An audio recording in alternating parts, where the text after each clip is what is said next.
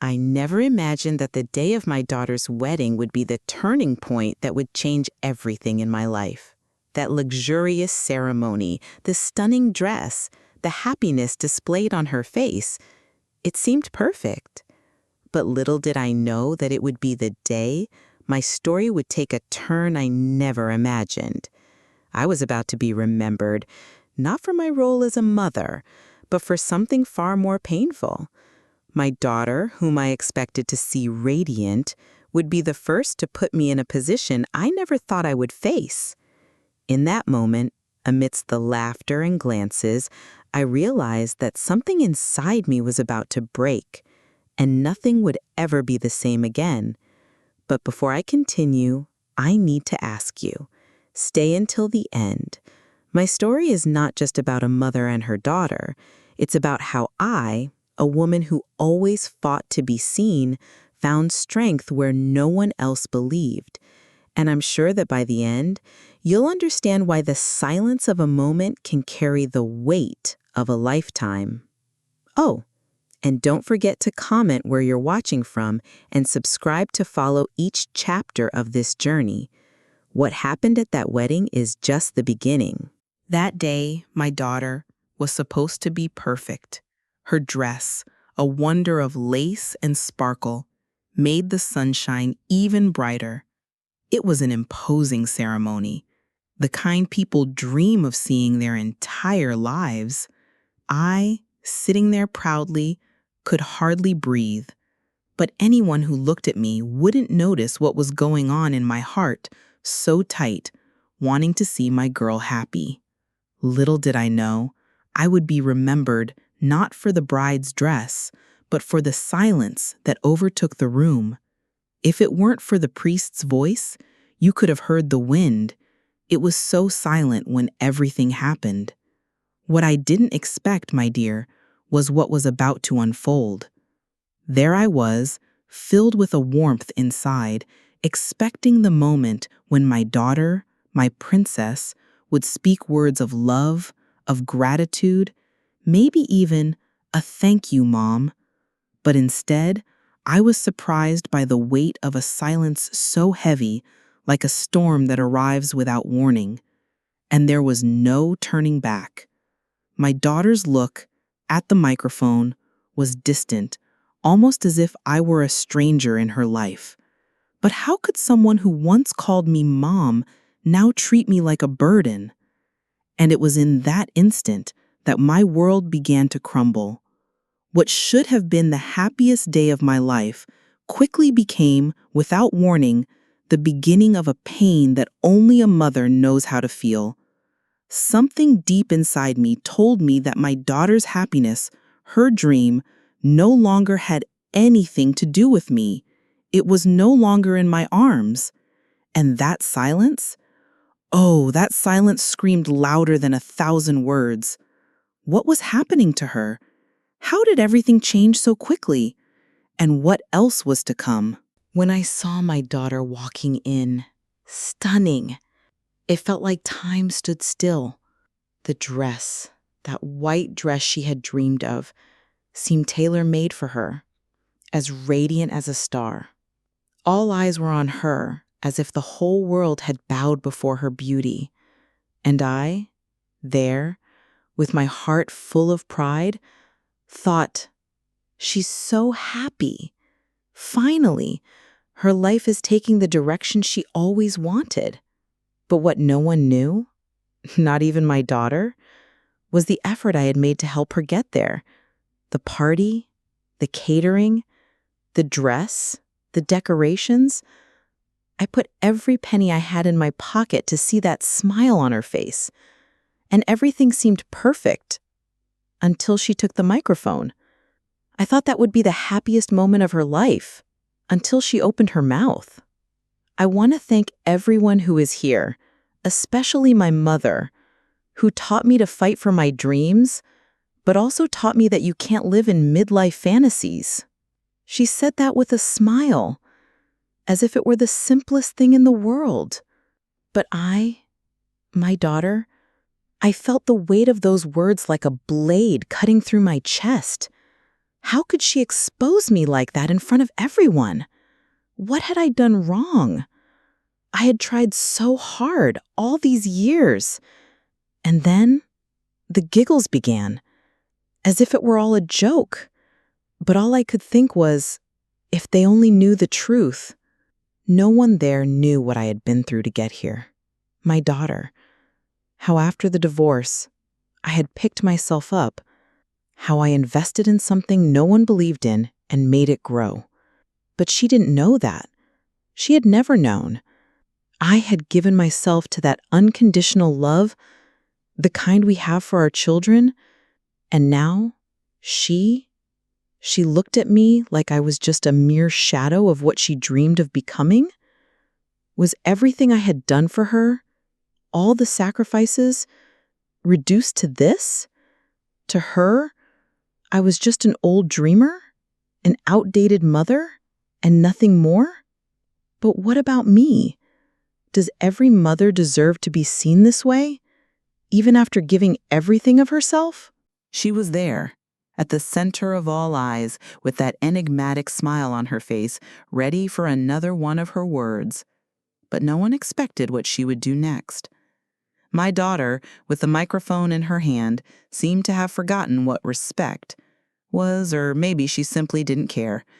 She spoke lightly, as if it were all a game, an entertainment for everyone.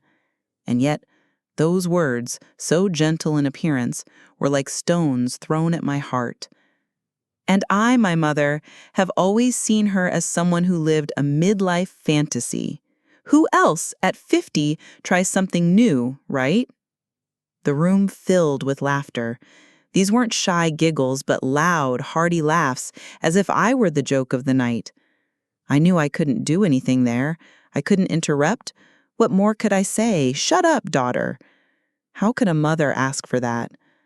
But her words hurt me like a whip, leaving me breathless. I sat there, my face red, not knowing where to hide the shame. What more could I expect if even my own daughter was treating me like a ridiculous, insignificant person? And in that moment, only one question echoed in my mind. If they only knew the truth. And the truth was that I wasn't just an old woman trying to reinvent myself.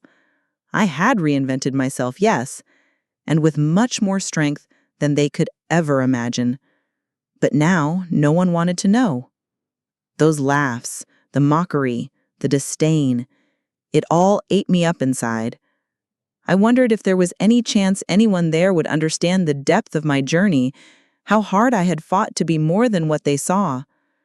Oh, my daughter, I thought, if you only knew how much I did for you to be there in that glorious moment, maybe you would have been kinder.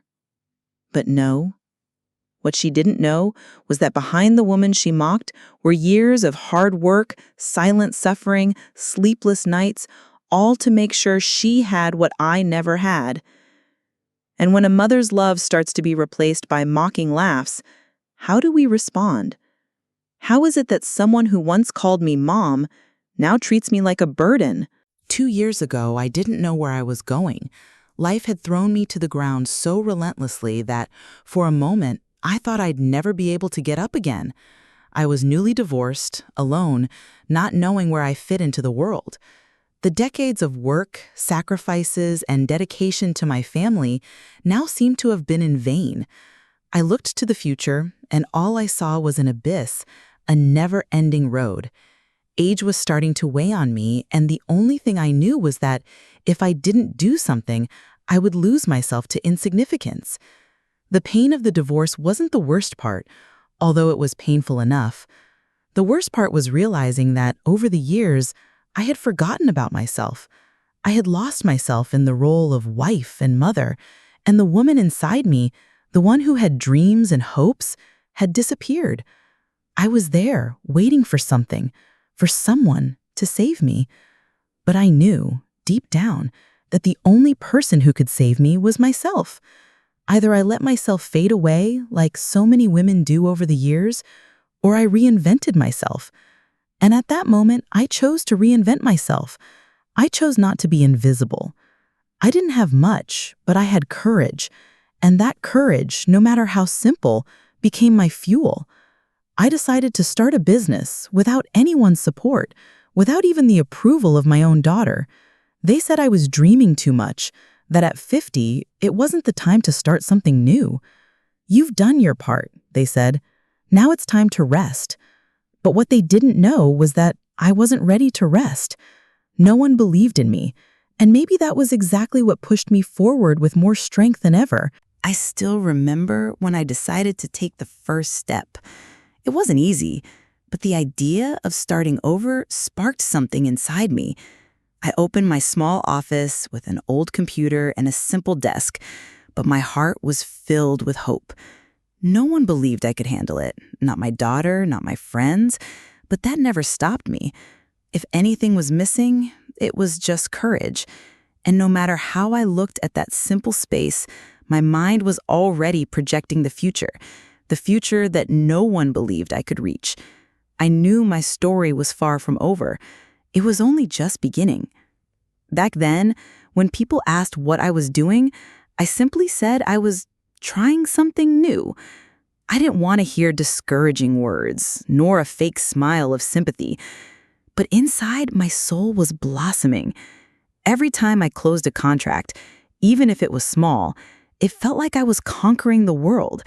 I was creating something no one could see, but somehow it gave me the sense that I was becoming who I truly was again. The truth is, when you spend your whole life taking care of others, it's easy to forget how capable you are. And I was rediscovering that little by little. When I started, it wasn't about the money. What drove me was the feeling of having become relevant again, of having done something for myself. I was creating a new version of me, and that, no matter how simple it seemed, was already a victory. I felt strong, as if each step I took made me more powerful, more in control of my own destiny. But no one else saw that. They saw a woman trying to fool herself with a hobby. They didn't know that with every contract signed, I was planting the seeds of an empire. And those seeds would grow in ways no one could imagine. In the beginning, it was hard. The people around me didn't treat me with the respect I thought I deserved. Some friends told me I was dreaming too big. Others laughed in my face, as if I were an old woman pretending to play businesswoman. "At your age, you shouldn't be worried about this, madame," they would say with a mocking smile, trying to convince me that I was too old to start something new. I would try to smile, even though my heart was heavy, and pretended I didn't care about what they thought. But the truth was, it hurt more than I wanted to admit. My family didn't understand either. "You need to rest. Your health isn't what it used to be," they would say, as if the only thing a 50-year-old woman could do was curl up in a chair and wait for time to pass. They didn't see the flame inside me. They didn't see the strength that was igniting, burning away any doubt, any fear. To them, I was just the woman who had been a mother and wife, and that was all. They didn't know I was fighting for something much greater, my own redemption, my own story. But it was precisely this disdain that made me stronger. What they called a delusion, my clients called salvation. I began to realize that while others were laughing at me, I was building something real. And that, my dear, was all I needed to keep going. It wasn't the applause that motivated me, but the certainty that one day, everything I had done would be seen. Even if they didn't understand now, one day they would. Things started to go well, gradually, in a quiet manner. The contracts kept coming, one after the other like seeds scattered in fertile soil. It wasn't rapid growth, but to me, it was enough. Every small step was a personal victory that I kept to myself without making a fuss. I didn't want anyone to know about my success, especially my daughter. I wanted her to see with her own eyes, someday, what I had accomplished. I didn't need her approval, but perhaps it would be nice to finally receive the recognition I had been waiting for. I kept to myself, like a woman who works in silence, but deep down, I knew that something big was being built. Each email responded, each meeting held, each project closed was a reminder that change was happening. The fear was still there. Sometimes it would tighten my chest, but with each step I took, it was left behind. My body was tired, but my soul was strong, as if I were younger than I truly was. When victory begins to appear on the horizon, you start to see life in a different way. Financial struggles didn't seem so heavy anymore because there was something more valuable at stake, my new beginning. I felt fulfilled even though no one knew it. For many, I was still that woman trying something new, pretending to be a businesswoman. But to me, every small contract was proof that I was on the right path. What they didn't know was that behind every step I took was the reflection of a woman who no longer wanted to be invisible, who no longer wanted to be the one who settled in the shadows of life. And although I didn't say it to anyone, I knew that soon it would be impossible to ignore what I was creating. But until then, I would keep going alone, in the silence of my work, waiting for the right moment for everything to come to light. I was feeling stronger every day, more capable. But as with everything in life, the past always finds a way to remind us of its presence. And it was there, in the midst of her wedding preparations, that my daughter made a request that hit me like a punch to the stomach. She, with that sweet smile, said to me, "Mom, please, at my wedding, don't talk about your work, okay? I don't want anyone to think you're trying to show off or that it's just a hobby of yours." Her words sounded so soft, but inside me, they caused a storm. What did she mean by that? That I should be invisible again? That I had no right to be recognized, even in the most important moment of her life? It was then that I realized she didn't just want silence. She wanted to hide me. Hide me behind the curtains of conformity, behind a role that I had long outgrown. "Mom, you're great, but this no longer has a place in my life," seemed to echo in the subtext of her request. And that request didn't come as a simple suggestion, but as an order. I couldn't help but feel a lump in my throat. How could a daughter ask me not to be who I am? As if my work, my achievements, my identity were being belittled in the name of appearances, the image she wanted to project to others. In that moment, I knew that despite all the love I felt for her, the biggest obstacle I would face in finding my true place might, perhaps, be within my own home. I was no longer the mother she wanted to have around, but a stranger who was there just to be accepted. Nothing more, nothing less. Could a mother's love withstand so much rejection? Was my need to be recognized, to be valued, asking too much? I wanted so badly to give my daughter the wedding of her dreams, but how long would the cost of my invisibility be too much for me?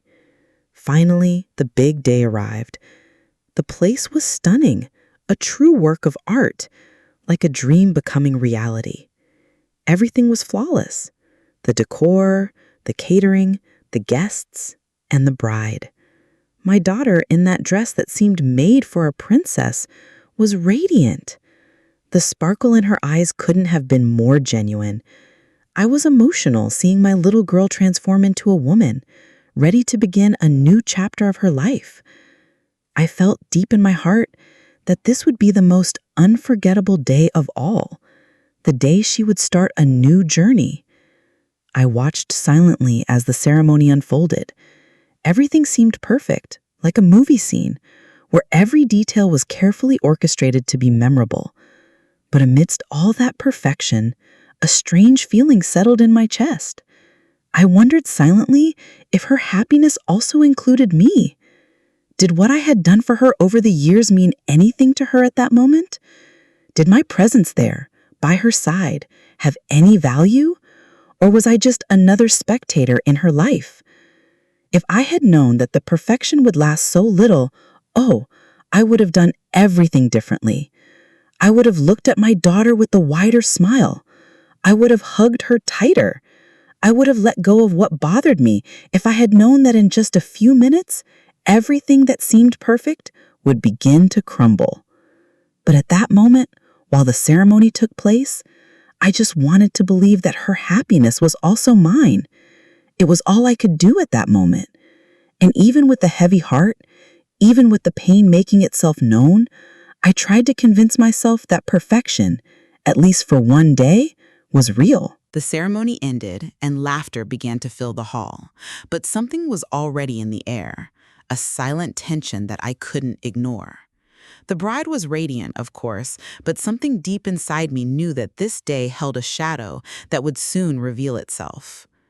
The party began, and the dances started, with everyone having fun, laughing, chatting.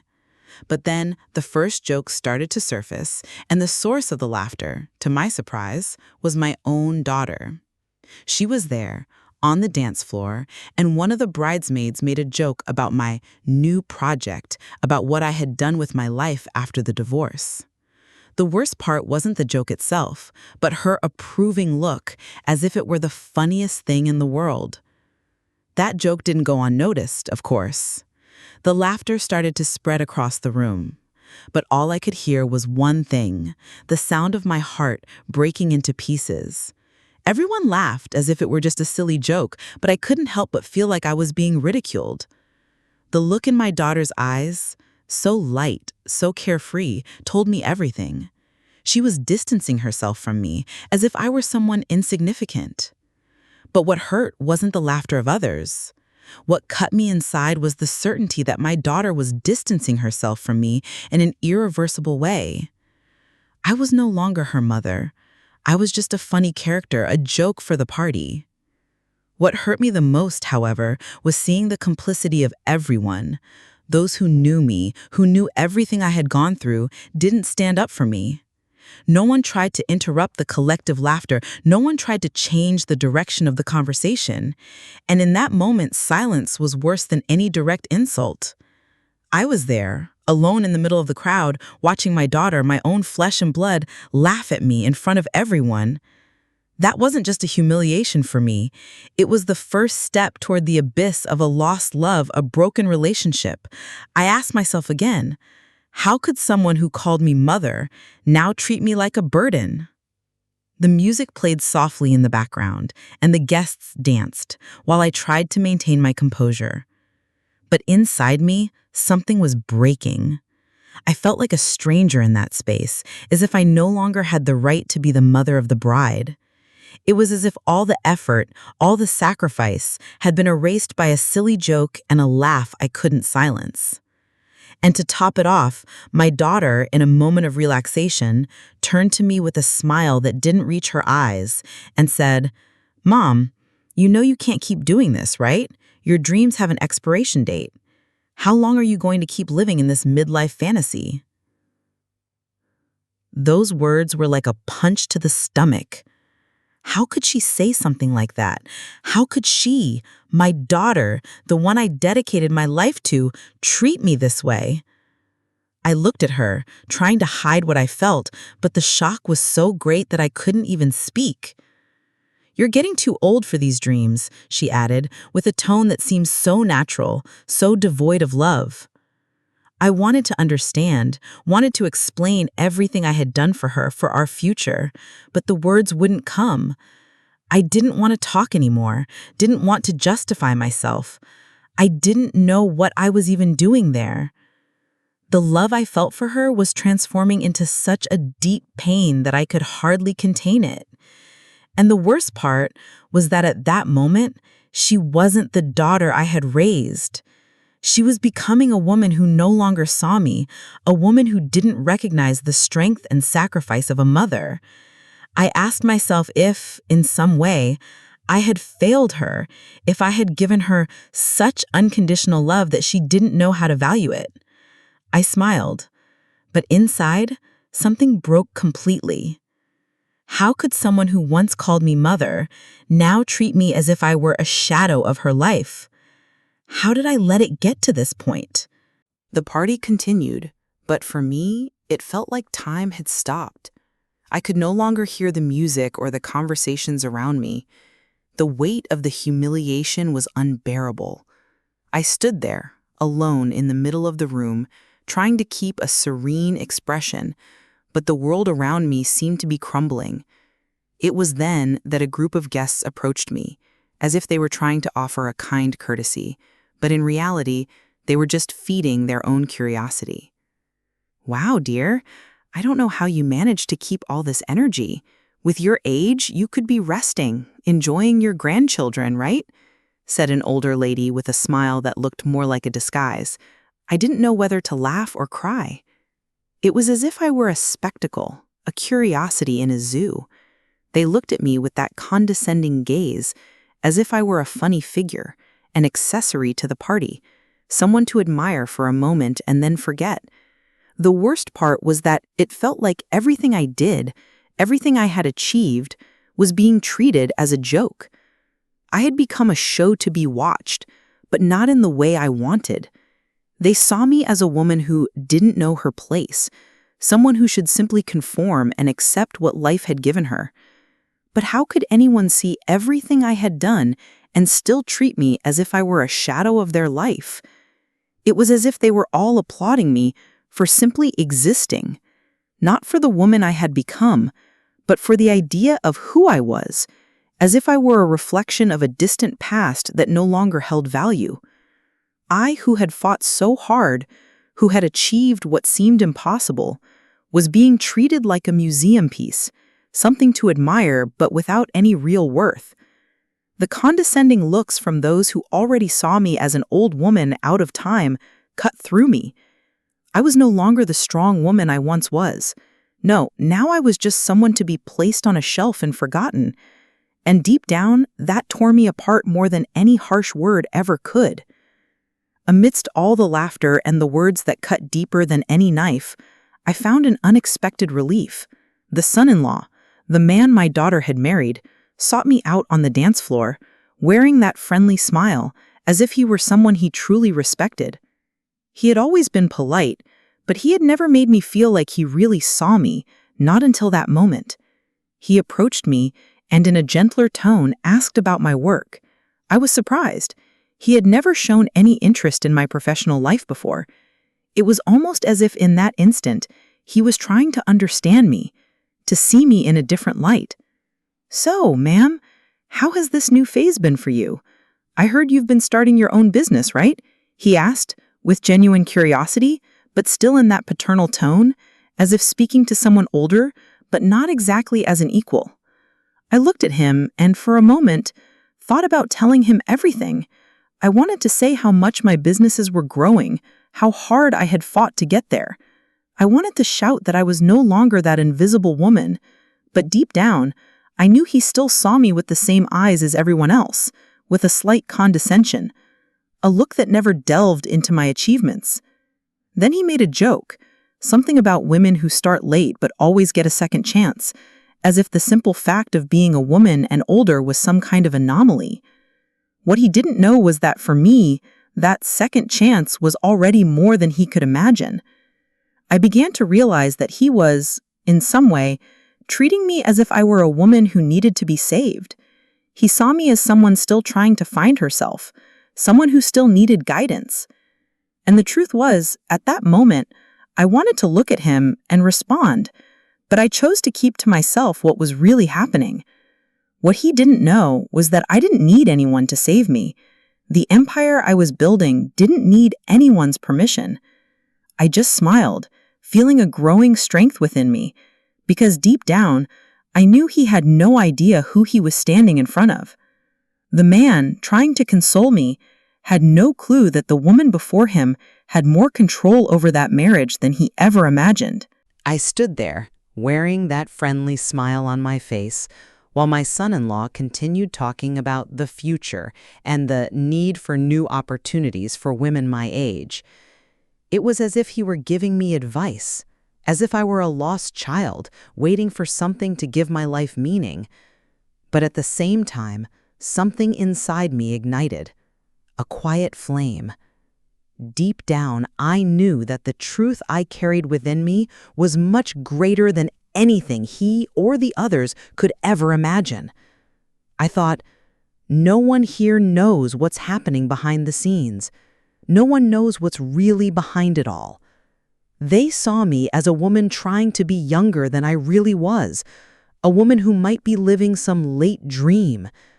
But what they didn't know was that behind the woman with gray hair and discreet clothes, I controlled multi-million-dollar businesses. And while they looked at me with disdain and pity, what I had built over the past few years was far more solid than any party facade or appearances.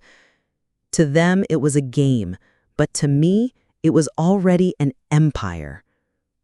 I wondered at that moment, how can no one see this? How is everyone so blind to what's really happening behind the curtains? I was right there, at the center of it all, being treated like a woman with no relevance, no importance. But in truth, what I had created was already a reflection of a strong woman, capable of managing all of it without even raising her voice. They didn't know that what to them was just a joke, to me was a solid reality, built with blood, sweat, and tears. I was already at the top, and I needed nothing more than my own strength to continue. And while everyone laughed and ignored my true essence, I just watched. Because the truth I carried, which no one there knew, was stronger than any lie or judgment. It was one of those moments when you hear something you shouldn't, but can't ignore. I was standing by the window, watching the guests on the dance floor, trying to find some peace amidst all the chaos. That's when unintentionally I overheard the conversation. It was my daughter and one of her friends, speaking softly, but with a clarity that sliced through me like a sharp blade. You don't realize it, but Mom is fooling herself with all this. She thinks she's building something, but it's all an illusion. She doesn't know her place, and everyone's already noticed that. Have you seen their reaction when she talks about her work? It's like a joke. At that moment, my world stopped. What they were saying, the way they spoke about me, was like poison, slowly seeping into every cell of my body. I looked at them, trying to keep my composure, but inside, everything was crumbling. I wanted to scream, to ask how they could talk about me that way, but the pain was bigger than any anger I could feel. How could my daughter, the woman I had given everything for, think this of me? How could she not see how much I sacrificed for her, how much I had fought to give her a better future? To her, I was nothing more than a walking joke, someone living a fantasy that everyone in some way was tolerating. In that moment, my heart shattered, but I didn't let it show. I took a deep breath, turned my back, and walked away as if nothing had happened. But inside, something was broken. I knew there was no longer room for illusions, no hope left for change. The mother's love, which had guided me for so long, was now at war with the pain of rejection. And I asked myself, how long could I bear this weight? How is it possible to keep loving a daughter who no longer believes in you? In the midst of the chaos, something unexpected happened. The groom's business partner, a man I didn't know well, approached me. He had a calm smile, unlike most of the guests who were more concerned with appearances than with the essence of things. He seemed genuinely interested in having a conversation, and suddenly the ease of that exchange became a relief to me. While everyone around me laughed and treated me with subtle detachment, he seemed to see something more. He asked about my work, about how I was handling the company, and in some way, he had the sensitivity to perceive that I wasn't just the mother of the bride. I began talking about what I was doing, and I realized he was truly listening. I knew consulting work could be transformative, but I didn't realize you were involved with so many companies, he commented, still with that friendly tone, but now with a tangible respect in his voice. I felt almost confused, as if, for the first time that day, someone was really seeing me. This man didn't look at me with condescension, didn't treat me like an old woman out of place. He was interested in my work, in what I was building, and that made all the difference. The simple fact that someone was treating me as an equal, as a person of value, made me feel that maybe the night wasn't completely lost. I knew he had no idea who I really was. He didn't know that I had more control over his life than he imagined. He didn't know that the companies he thought were just one partners were actually under my command. And as I listened to his words, I realized that in some way he was beginning to see the woman I truly was, not the one everyone was used to ignoring. I decided in that moment that I didn't need to explain myself. I didn't have to justify myself to anyone. If he wanted to understand more about my work, he would see, but in a way deeper than he could imagine. In the end, I was there not to be a joke, but to silently show who truly dominated the game. The groom's partner seemed increasingly interested in my work, and over time, our conversation deepened. He began to ask more direct questions about how I had structured the companies, about my vision for the future. I, who had grown accustomed to being invisible, felt a strange sense of power forming there amidst what appeared to be a casual conversation. He asked with a respectful tone, but I knew he still didn't understand who was really in front of him. And at a certain moment, I decided to test the limits, to give a subtle hint about who I really was. I knew he wasn't ready for this, but something inside me told me that it was the right moment to start revealing the truth. "Oh, you know Company X, don't you?" I asked with a discreet smile. He froze. Company X was one of the largest in the sector, and the name to him was synonymous with a big, serious business. I watched the change on his face. His smile, previously relaxed, froze for a moment before he recomposed himself. He made a move to disguise it, but I noticed. He knew I was touching on something important. His smile was no longer the same. Now he looked at me with a hidden surprise. For a second, the game changed. He didn't know whether to continue treating me as the bride's mother or as the businesswoman who actually ran everything there. And as I listened to his words, I realized that in some way he was beginning to see the woman I truly was, not the one everyone was used to ignoring. He talked and followed closely what I was saying. "Yes, I know it," he said, trying to regain his composure, "but I never imagined you were involved with it." His voice, once confident, now had a tone of doubt. He had fallen into my trap, and I knew it. He still had no idea of the true extent of my influence, but somehow that small slip gave me a strange sense of power. It wasn't about humiliating anyone, but about subtly showing that the reality everyone was living wasn't the only truth. They saw me as a vulnerable being, but I was actually more in control than anyone could imagine.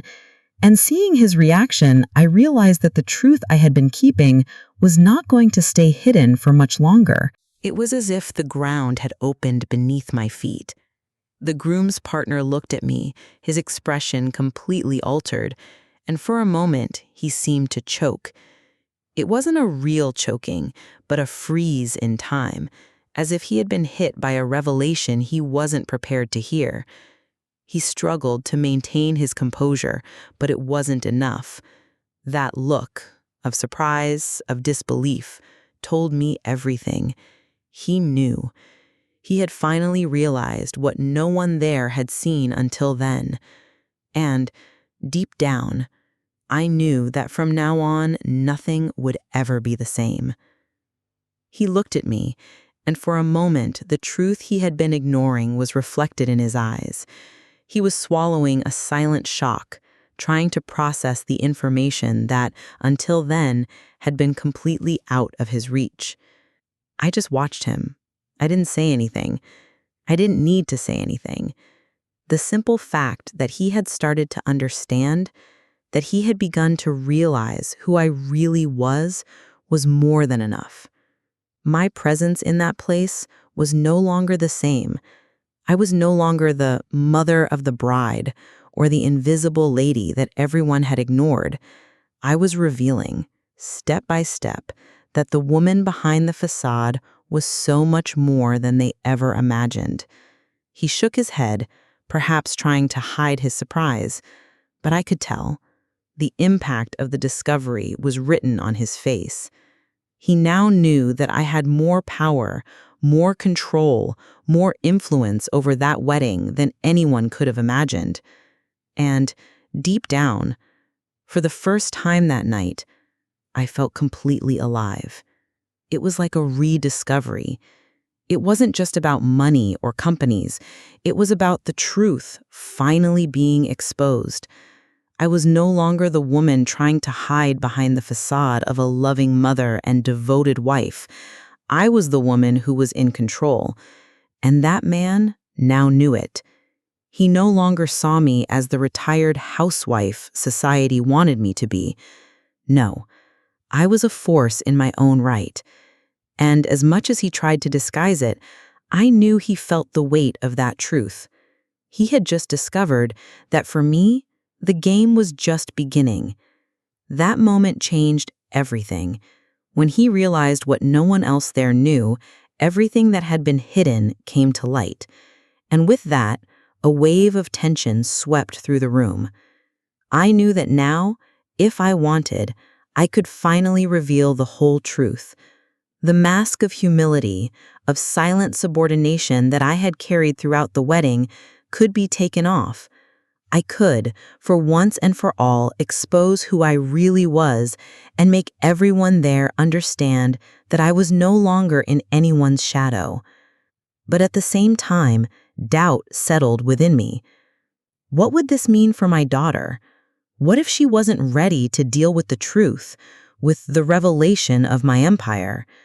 I could be seen as a traitor in her eyes, and in that moment, the relationship I most wanted to protect would perhaps be the hardest to save. I wanted, with all my strength, to protect my daughter from the pain that would surely come with this revelation. She wasn't ready to see her mother as an independent, successful woman, capable of shaking things up. She still saw me as the woman who sacrificed to make sure she had everything she ever wanted. For a moment, I thought about keeping silent, leaving things as they were. I could let others, including my son-in-law, feel comfortably superior with the idea that my life was just a midlife dream. I could, in some way, continue sacrificing myself to protect this image they had of me. But deep down, I knew that this path would weaken me. Keeping the secret, hiding my truth, would be like fading away before the world, and I was no longer willing to do that. I looked at my son-in-law and realized that, although he had caught a glimpse of who I truly was, he still didn't understand the full extent of the situation. He still saw me as a vulnerable woman, someone who needed his help. I could continue playing this game, but something inside me told me it wasn't enough. The truth needed to be revealed. I didn't know what this would bring to my relationship with my daughter, but from that moment on, I knew I could no longer live in the shadows. The truth, no matter how painful, no longer fit in silence. And suddenly, the atmosphere in the room changed. The groom's partner, the man who until then had seemed so calm, so well-mannered, took the microphone with an expression of surprise, but also of determination. I knew he was about to do something unexpected, but exactly what he would do, I had no idea. He looked at all the guests, who were more focused on their champagne glasses and casual conversations than on what was about to happen. When he took the floor, an unsettling silence spread through the room. Even the sound of glasses clinking and laughter stopped for a moment. He was about to reveal something that, I knew, would change everyone's perception. "What you don't know," he began with an unsettling calm, "is that the woman you all are treating as the mother of the bride, the woman who is here among you, is much more than that. She is not just the housewife many of you think, or the woman trying to live a youthful dream. No, she is the true owner of several companies that are among the largest in the sector, and as much as some of you here still look at her with condescension, the empire she has built can no longer be ignored." His words landed like a bomb in the middle of the party. The shock was instantaneous. The faces, which had been relaxed, were now frozen in surprise. Some people glanced at each other. Others looked at me, not knowing what to say. The revelation wasn't just a shock to everyone there. It was a display of power, my truth finally exposed. The microphone passed from hand to hand, and silence took over the room. But it was a heavy silence, filled with tension, filled with new possibilities. What had once seemed like a secret kept hidden was now out in the open for all to see. And as the reactions began to spread across the room, I noticed something unexpected. No one dared to look at me the same way. They could no longer ignore me. They could no longer see me as an invisible woman. Everything had changed, and I finally felt that my presence, so ignored for so long, now carried the weight it deserved. The air felt tense, dense, as if no one knew what to do with the new information. The groom's partner was still holding the microphone, but now he no longer needed to speak. The room was filled with whispers, furtive glances, as if everyone was trying to understand what had just happened. The truth was out, exposed, and somehow I was more in control than I had ever imagined. But the look from my daughter, with that emptiness, that mix of surprise and disgust, was what hurt me the most.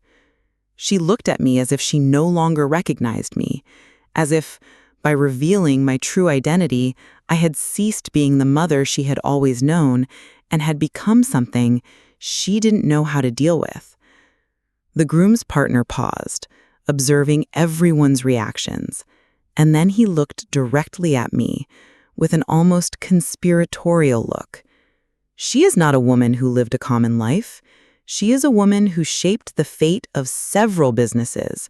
And now, the truth is here, before all of you. And if anyone has doubts, I can assure you she is much more than she appears. She has the strength of a true leader. I looked around, and I could see the mixed reactions. Some guests still seemed in shock, trying to process what had just been revealed. Others were starting to recover, trying to cover their surprise with nervous chuckles or awkward comments. But there was something different in the air, a new dynamic. Now, no one saw me the same way. No longer the invisible woman, no longer the mother who was out of place. I was something much bigger, and everyone there knew it, even if in their minds it was an uncomfortable truth. And in the center of it all was my daughter. Her gaze seemed to seek an answer I didn't know how to give. "Mom, why didn't you ever tell me?" she asked, her voice breaking, filled with a mix of confusion and frustration. That question, that simple and painful question, was like a punch to the stomach. The truth was before her, but she wasn't ready to accept it. And in that moment, I knew the revelation of who I truly was wasn't just for everyone there, but primarily for her. The relationship between mother and daughter would never be the same again. And in that instant, something inside me knew that the real battle was just about to begin. The silence in the room was oppressive, as if the air had thickened, and everyone was waiting for a reaction, a word, from someone. I could hear the sound of breathing, the rustling of dresses and suits, the clinking of glasses being placed on tables, but it seemed as though none of it made sense. My daughter's gaze was the only one that stood out. She looked at me as though I were a stranger, a woman she no longer recognized. She could no longer see the mother who had once called me her foundation, the woman she trusted and loved. No, in that moment I was someone she feared to understand. And as much as she tried to despise it, I knew that something in her heart had broken. Those glances, those muffled sighs, everyone was trying to make sense of what they had just heard. They exchanged looks, muttered inconsequential words, pretending as if nothing of importance was happening. But the truth was there, weighing on them all. And in the middle of it, I saw myself. I saw myself completely exposed, without the layers of protection I had once used. No longer an invisible woman, no longer someone on the sidelines. Now I was at the forefront, and my daughter's reaction, which should have been the most important, was the only reflection of what this revelation truly meant for me. "Mom, why didn't you tell me?" she repeated, and her words echoed in my ears like a silent scream that shattered what was left of my trust. I looked at her deeply, and I couldn't answer immediately. I wanted to speak, to explain everything, to tell her that the life she knew of me was only part of a much bigger story. But what I truly wanted, what I felt, was a deep emptiness. How could I explain that my daughter, the woman I had done everything for, had never known my true strength? How could I make her understand that my life wasn't built on sacrifices in vain, but on difficult choices made by a woman who, contrary to what she thought, wasn't doomed to live in anyone's shadow? I opened my mouth, but no words came out. The silence between us was heavier than any speech.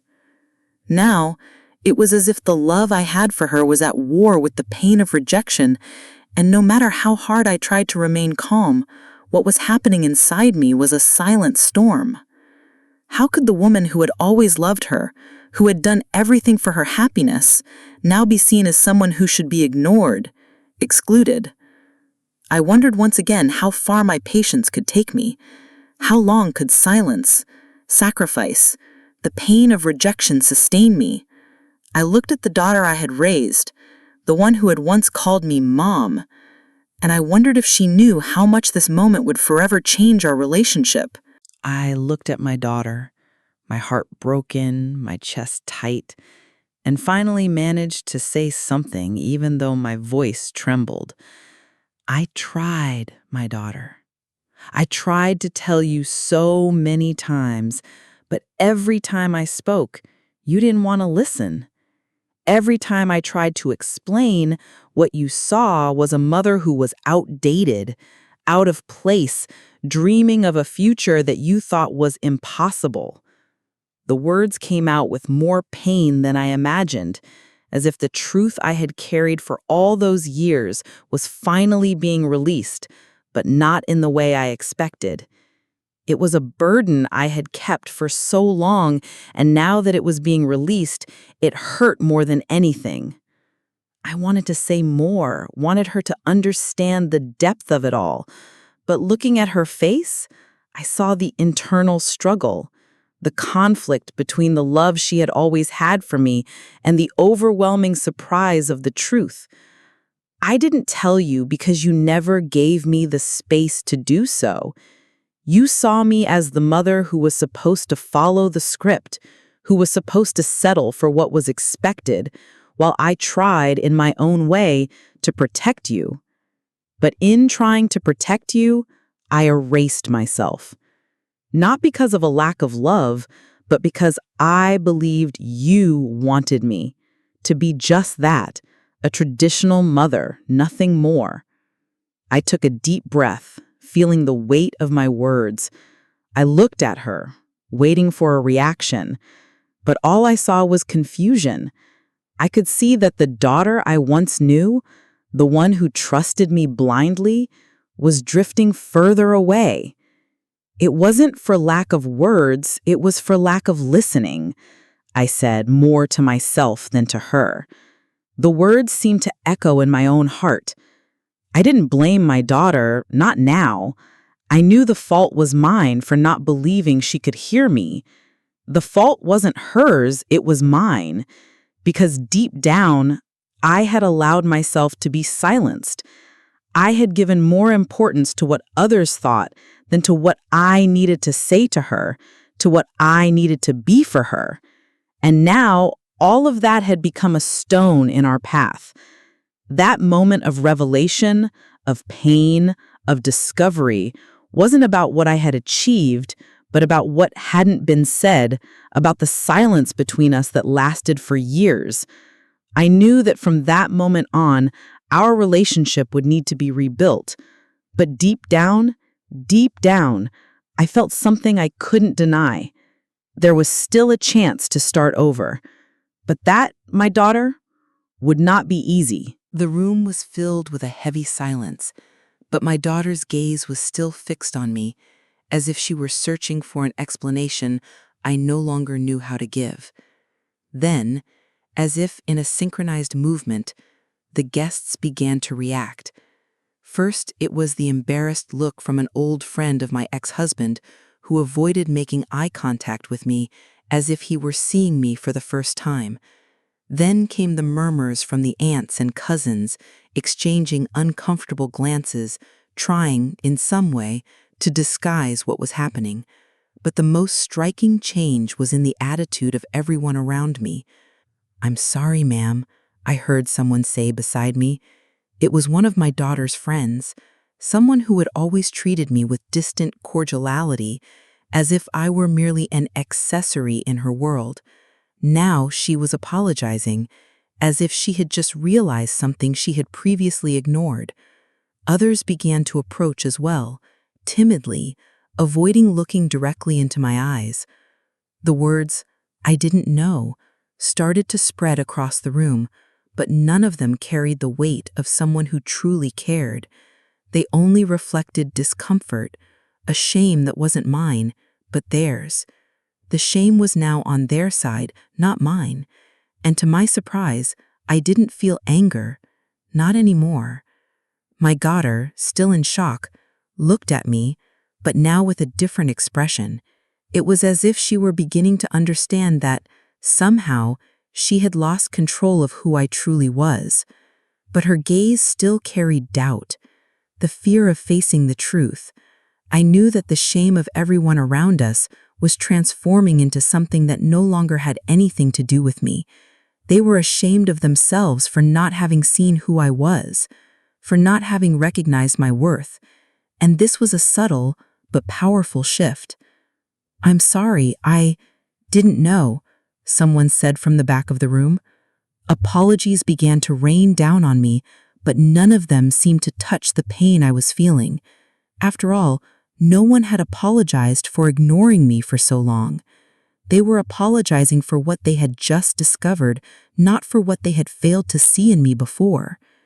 What hurt the most was realizing that, despite all the apologies, my daughter was still distant. She knew that the image she had of me and the role I played in her life had shattered in an instant.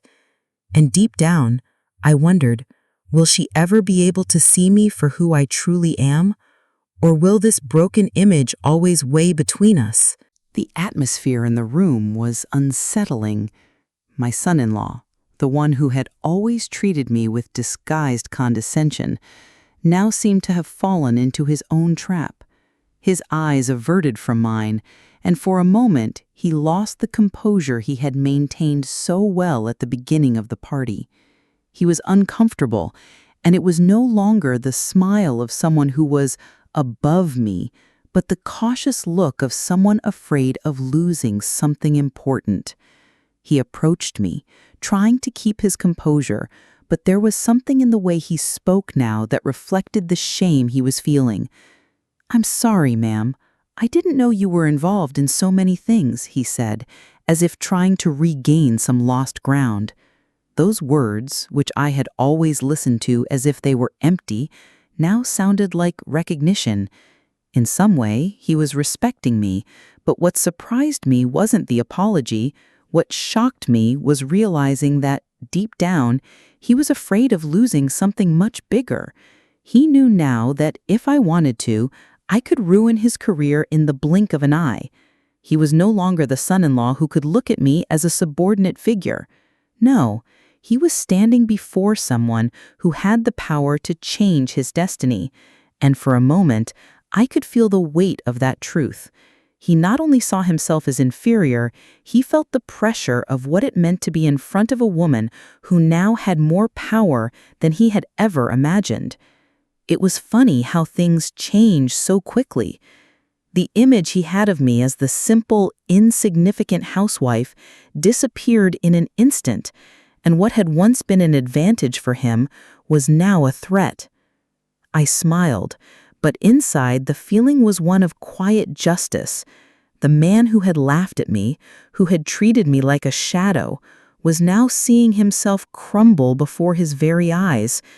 What I did had seemed small in his eyes, but by revealing it, I showed that, no matter how invisible I was, I had always been in control, and that control was now in my hands. But deep down, what hurt the most wasn't the fall of my son-in-law or the revelation of the truth to everyone. No, what hurt the most was realizing that my daughter, the woman I had raised, now looked at me with a different gaze. The respect she had for me, the trust she had in me, was now broken. She looked at me with an expression I couldn't decipher, as if I were someone she no longer understood, and that, more than anything else, cut me deeply. Because the fall of my son-in-law's mask, or anyone else's, was easy to deal with, but the fall of the image my daughter had of me, that was a pain I didn't know how to overcome. The next few minutes were a blur. I saw the guests dispersing, trying to return to normalcy, but the tension still lingered in the air. The music resumed, conversations restarted, but nothing seemed more important than the growing distance between my daughter and me. She was there, at the center of the room, and all I wanted was to run to her, apologize for not being the mother she had expected, but the words wouldn't come. It was as if an invisible barrier had been raised between us. When finally we came face to face, there was nothing left to say. She looked at me, her eyes filled with tears, and for a moment I could see the complete shock on her face. I didn't know you were all of this," she said, her voice almost broken. And in that moment, something inside me broke too, because I realized that she not only didn't know who I really was, but she had no idea how much I had lost myself in order for her to have everything she wanted. She had never known the pain I carried, the sacrifice of trying to be the ideal woman for everyone without ever truly revealing myself. "I know you're hurt, daughter. I know I didn't tell you everything. But what you don't understand is that, for so long, I did this to protect you. I didn't want you to see the struggle I was going through. I wanted you to have the best without carrying my burdens," I said. The weight of everything I had swallowed for so long was there, exposed, in front of her. I was the mother you asked for, but I was also the woman the world wanted me to be. Now I just want you to see me for who I truly am. She didn't answer immediately. Her eyes were filled with tears, and the pain I saw on her face was more than I could bear. Those words I had always feared saying, the ones she needed to hear, were finally coming out. But at the same time, it was as if an invisible barrier had been raised between us. She had never seen me like this, had never heard me with so much weight, and as much as I wished she could understand my pain, what hurt the most was that deep down, I didn't know if she would be able to handle it. What seemed like a reconciliation was in fact an ever-growing abyss. The silence between us dragged on, denser than any word. My daughter, the woman I had raised, was there, distant, and the pain of no longer being the mother she knew tore me apart. How could I expect her to understand me now? How could I expect the woman I had loved so much to see me again with the same eyes? That prolonged silence between my daughter and me felt like an eternity. I was there, in front of her, trying to find words that could bridge the gap that had opened between us, but the words felt too small, too fragile to rebuild what had broken. I wanted more than an apology. I wanted more than a simple explanation. What I needed was for her to understand the complexity of the woman I am, not just the mother she wanted me to be. I knew that after so many revelations, our relationship could never be the same again. Something would have to change, but what? She looked at me with an expression that, though still confused, was beginning to open up to a new understanding. It was as if, in that moment, I saw a spark of acceptance in her eyes, a spark of comprehension. I didn't expect her to accept everything right away. I didn't expect her to forgive me all at once. But deep down, I knew this was the beginning of something new, a new pact between us, something neither of us knew exactly how it would unfold. But still, it would be our pact. And this was the first step in rebuilding our relationship. I understand, Mom. I think I didn't know what you were really carrying, but somehow I always saw you as someone so strong. I don't know what to say, she said, her voice softer, as if her words were trying to reach something that had been lost for a long time. I felt a relief, a brief lightness, as if for the first time she was beginning to see me for who I really am. I never wanted to be a distant figure, a woman hiding behind sacrifices, but to her, I had always been that way, a silent presence, doing everything so she wouldn't notice how much life demanded from me. You don't need to say anything right now, sweetheart. Just understand that, from now on, we need to rebuild everything. It won't be easy, but it's the only path we have. And if you'll allow me, I want to walk by your side, truly, without hiding who I am, without hiding the struggles I faced to get here, I said, my voice firm, yet full of emotion.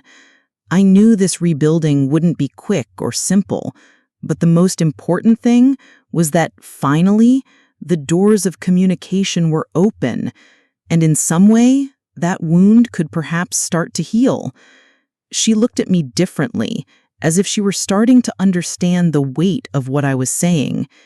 It was a small step, but enough to perhaps begin walking side by side once more, no longer as two figures separated by a history of sacrifices and omissions, but as two women willing to learn to be equals, to respect each other, and above all, to truly see each other. I didn't know what the future held for us, but at least in that moment, there was hope, and that for me was already a great start. Months had passed since that fateful day. My daughter and I slowly began rebuilding our relationship. It wasn't easy.